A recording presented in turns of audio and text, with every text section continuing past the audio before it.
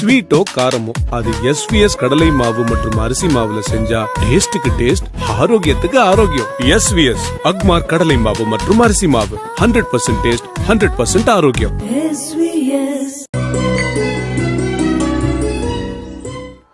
புள்ளும் சிலம்பின காண் புள்ளரையன் கோயில் வெள்ளை விழி சங்கின் பெறரவம் கேட்டிலையோ பிள்ளாய் எழுந்திராய் பேமுலை நல்ஜுண்டு கள்ளச்சகடும் கலக்கழிய காலோச்சி வெள்ளத்தரவில் துயிலமர்ந்த வித்தினை உள்ளத்து கொண்டு முனிவர்களும் யோகிகளும் மெல்ல எழுந்து ஹரியல்ற பேரரவம் உள்ளம் புகுந்து குளிர்ந்தேலோரெம்பாவா.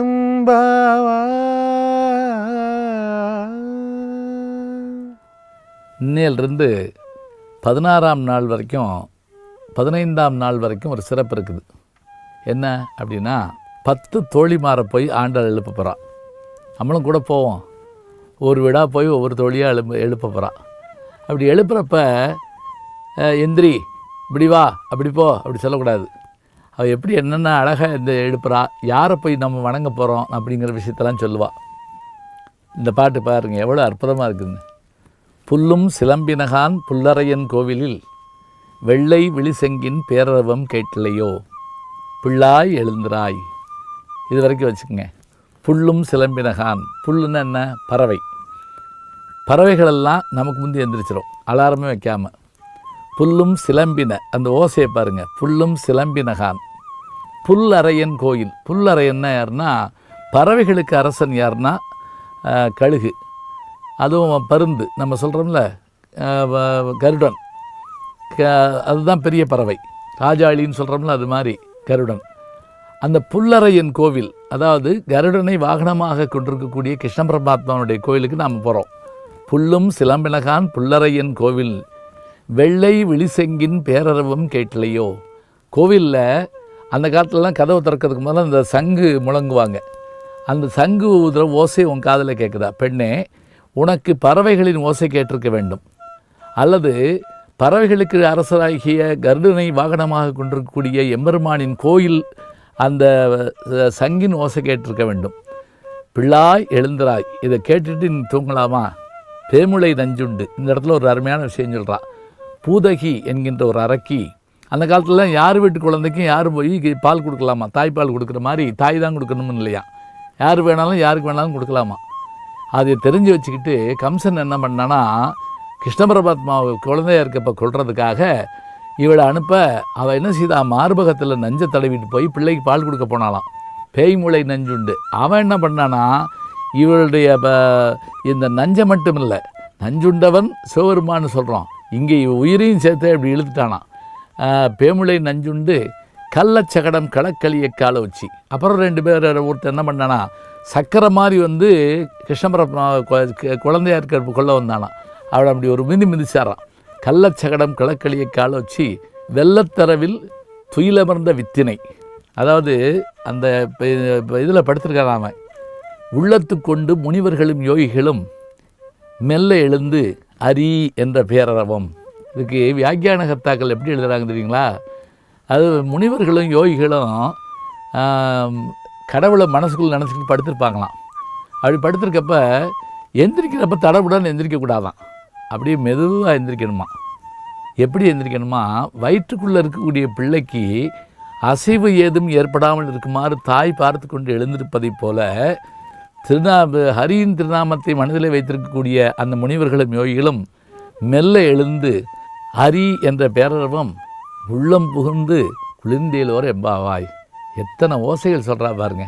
பறவைகள் ஓசை, சங்கின் ஓசை, அந்த அவர்கள் சொல்கின்ற ஹரி என்ற ஓசை. இத்தனை கேட்ட பிறகும் பிள்ளாய் இன்னும் நீ தூங்கலாமா, புறப்படு கோயிலுக்கு போவோம் அப்படின்னு ஆண்டாள் கூப்பிட்றா. முதல் தோழி வந்துட்டாங்க. அவளை கூட்டிகிட்டு ஆண்டாள் கிளம்புறா. மானேனி நன்னலை நாளை வந்து உங்களை நானே எழுப்புவன் என்றலும் நாணாமே போன திசை பகராய் இன்னம் புலல்தில்தோ பானே நிலனே பிறவையறிவறியான் தானே வந்தெம்மை தலையளித்தாட்கொண்டருளும் வான்வார் கழல் பாடி வந்தோர்க்குன் வாய் திறவாய் ஊனே ஊருகாய் உனக்கே ஊரும் எமக்கும் ஏனோர்க்கும் தங்கோனை பாடேலோரெம்பாவாய். ஏ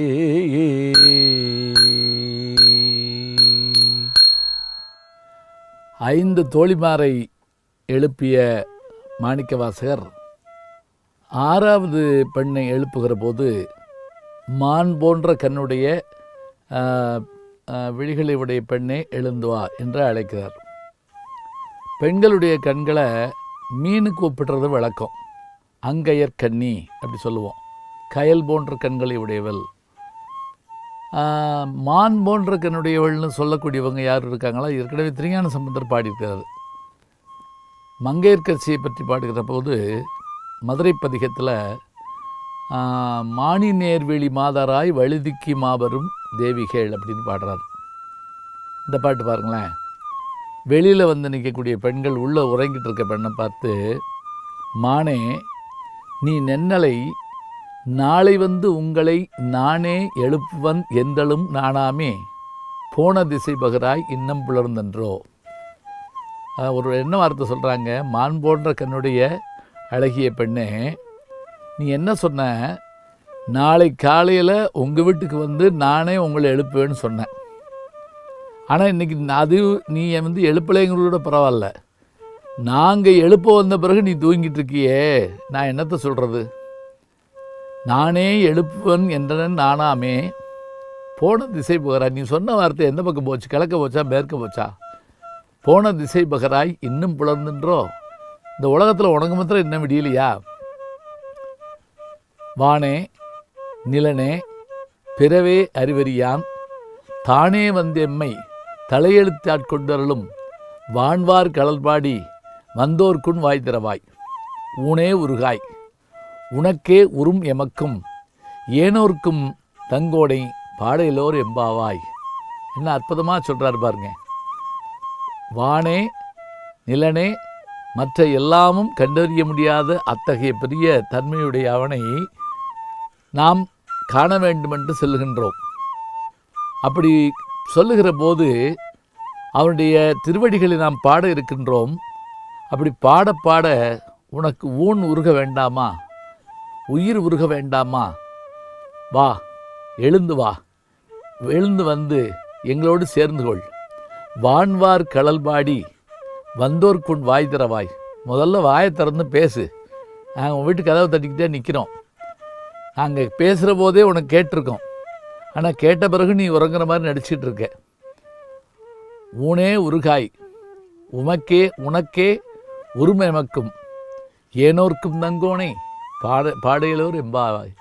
எல்லோரும் புகழ்ந்து பாடக்கூடிய அந்த எம்பெருமானை சென்று பாடுவோம் வா என்று இந்த ஆறாவது தோழியை எழுப்புகிறார் மாணிக்கவாசகர். அந்த பெண்ணை எழுந்து வந்துட்டா. அன்பிற்கினிய யூடியூப் நேயர்களே, நீங்கள் என்னோடு இன்னும் நெருக்கமாக தொடர்ந்து வர வேண்டும் என்று சொன்னால் இன்ஸ்டாகிராம், ட்விட்டர் போன்ற பதிவுகள்லையும் என்னை நீங்கள் தொடருங்க. பின்தொடர்ந்து வாருங்கள். நாம் எல்லோரும் முன்தொடர்ந்து செல்வோம்.